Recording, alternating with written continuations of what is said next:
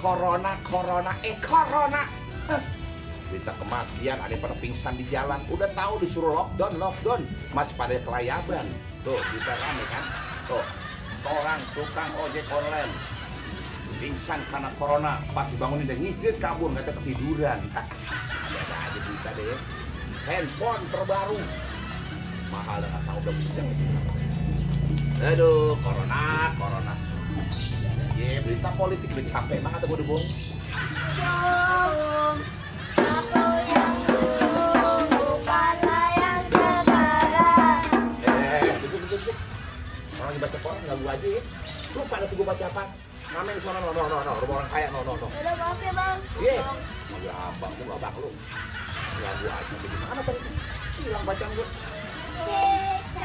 Cicak, ding, ding, ding. Berang berayap datang 2000. Gua jajan. Jangan jauh-jauh. Pinter banget ya. Ngapain Pak? Kita mau protes om. Protes.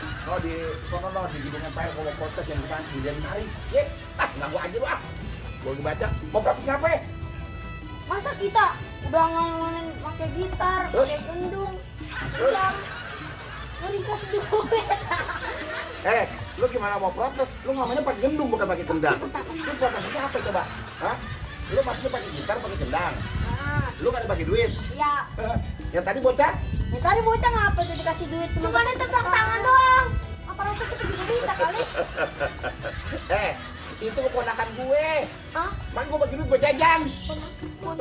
Iya. Lu protes lagi. Gue lupa ada coba sampai di mana. Aduh, parah-parah duduknya.